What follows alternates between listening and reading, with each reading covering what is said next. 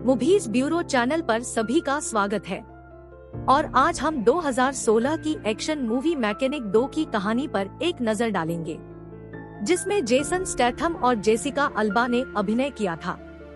अब 5 महीने पहले चलते हैं। एशफोर्ड बिशप ब्राजील में एक शांत जीवन जी रहे हैं। ओटो सैंटोस नामक एक असाइनमेंट के तहत वह जानता है कि कोई उसके लिए किसी भी दिन एक दिन रात के खाने में आ सकता है। उस समय एक रहस्यमय महिला आर्थर के साथ बैठती है। वह हत्यारों के बारे में जानती है। अंधेरे अतीत बिशप को पता चलता है कि वह धीरे धीरे भाड़े के लोगों से घिरा हुआ है। वह एक तस्वीर लेता है महिला और उसे अपनी बंदूक खींचने की अनुमति नहीं देता है। आर्थर भाड़े के सैनिकों की देखभाल करते हुए एक केबल कार में कूदता है। जब तक कि बैकअप नहीं आता, सशस्त्र डाकुओं ने हत्यारे को पकड़ने के लिए उसे हैंग ग्लाइडर के पंख पर एक जोखिम भरा छलांग लगाने के लिए मजबूर किया। एक नौका पर सवार होकर रियो में रहने की तैयारी करता है। बिशप के लिए यहाँ रहना इतना खतरनाक है, इसलिए वह यात्रा करने के लिए थाईलैंड के एक छोटे से द्वीप पर आता है। वर्टिकल बार अपने पुराने दोस्त माई के घर पर वह अपने ठिकाने से एक बंदूक रखता है। बिशप अपने इंटरनेट की जांच करता है और हमलावरों के बारे में जानकारी प्राप्त करता है, जो ऐसा करने के लिए बहुत बड़ी राशि का भुगतान करता है। उन्हें पता चलता है कि मेरसोना का नाम रेने ट्रॉन है और वह काम करती है रयान क्रेन के लिए, एक हथियार डीलर जिसे आर्थर समुद्र तट पर पहले मिला है। बिशप नोटिस जीना एक खूबसूरत लड़की बन जाती है, जो रात में अपने घावों और चोटों के लिए दवा लेने के लिए मेरे स्टोर पर आती है। मेरा नोटिस है कि कैसे एक आदमी पास के एक नाव पर जीना को मारता है और पूछता है। आर्थर उसकी मदद करने के लिए पहली बार में हत्यारा हस्तक्षेप नहीं करना चाहता है कि यह एक साधारण पारिवारिक झगड़ा है, लेकिन वह उस गरीब लड़की को बचाने के लिए भीख मांग सकता है। बिशप नाव पर तैरता है और जब वह विलियन से मिलता है तो वह गलती से उसे मार देता है। जेनी को ले जाता है। आशेर और बिशप नाव के चारों ओर देखते हुए एक फोन ढूंढते हैं और उसमें खुद की एक तस्वीर पाते हैं। जब वे शोर पर वापस आते हैं, आर्थर लगातार पूछते हैं कि जीना को फोटो कहां से मिला।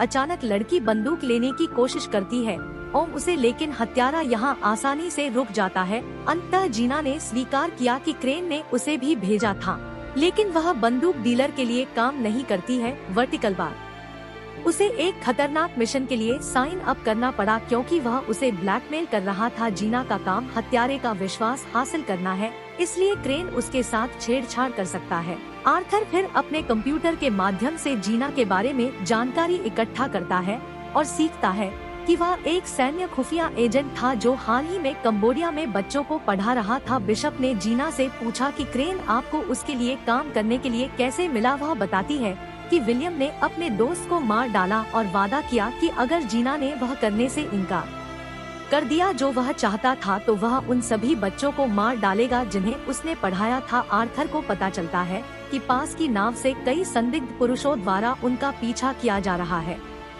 जोड़ी बार में जाती है जहां में काम करता है, जबकि दोस्त व्यापारी उन्हें देख रहे हैं और बहुत अच्छी तरह से बात कर रहे हैं।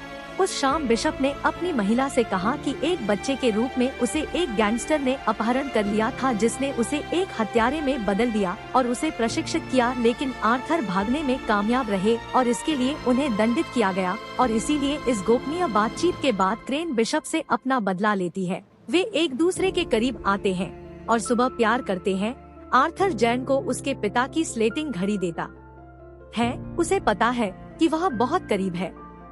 उसी समय सारसों ने अपने दृष्टिकोण को चित्रित करते हुए द्वीप पर उन्हें देखा। बिशप पहलवान जीना और वादा किया कि सब कुछ ठीक हो जाएगा। आर्थर कड़ी मेहनत से लड़ता है, लेकिन भाड़े के सैनिकों की संख्या अकेले उन्हें हराने के लिए बहुत बड़ी है। फ्रीलांस का एक समूह महिला का अपहरण करता है और क्रेन देता है उस पर फोन। बिशप उसे आमने सामने मिलने के लिए आमंत्रित करता है। बिशप को बंकर में लाया जाता है और जीना को जबरन यॉट क्रेन पर रखा जाता है।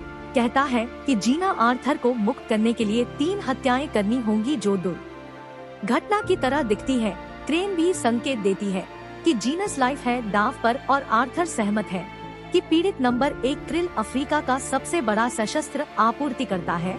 वह वर्तमान में 13 किलोमीटर दूर एक द्वीप पर मलेशियाई जेल में रह रहा है। शार्क से घिरा तट क्रिल 24 और 7 पर पहरा दे रहा है।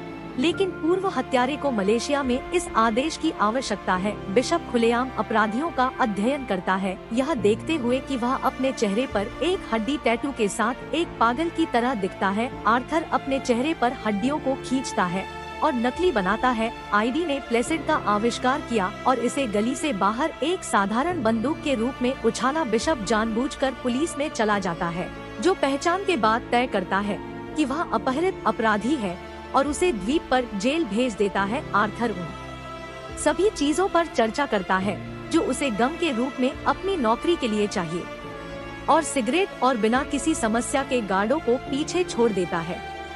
कैदी रैपर की ग्रिल एक बहुत ही खतरनाक गैंगस्टर है जिसका जीवन कैदियों द्वारा लगातार प्रोत्साहित किया जाता है, इसलिए वह अपने गुर्गों के साथ हर जगह जाता है।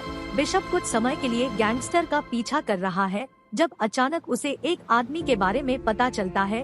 उसे रोके आर्थर ने गैंगस्टर ग्रिल पर हमला करने की कोशिश करने से एक सेकंड पहले हत्यारे को नष्ट कर दिया।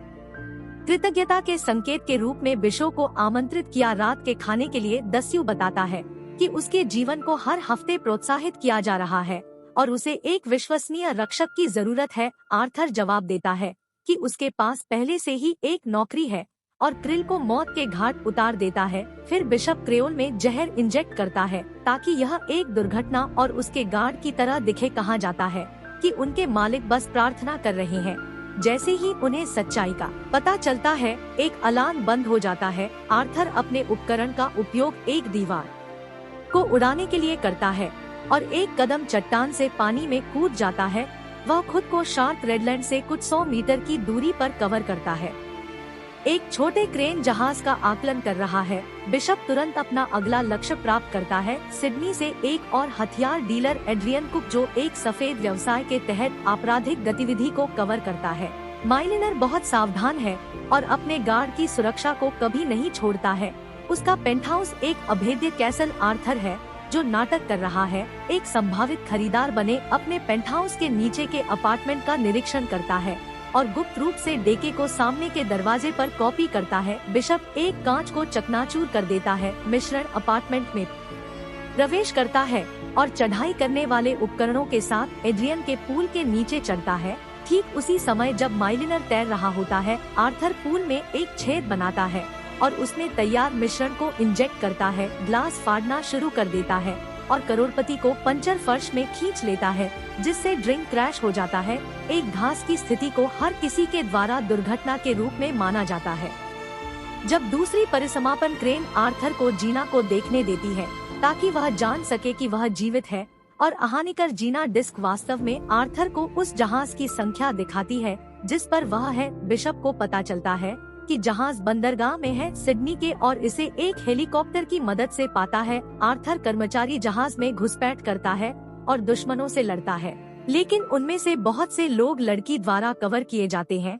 वे हत्यारे को पहली लड़ाई में पकड़ते हैं।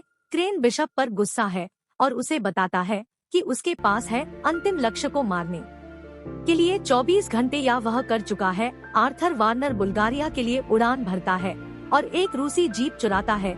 उसका अंतिम लक्ष्य मैक्स एडम्स और मदर आर्म्स। आफ्टर ले एडम के क्रिल और एड्रियन की मौत के बाद उन्होंने अपने ठिकाने के चारों ओर पहले से ही शक्तिशाली सुरक्षा को बढ़ा दिया है। The mariners chef right underground है, बोर्ड पर शक्तिशाली हथियारों के साथ अपनी पनडुब्बियों का एक आधार है जो अपने अंतिम उत्तरी बिशप की योजना बना रहा है और एक सौदा करने और प्रस्ताव देने का फैसला करता है।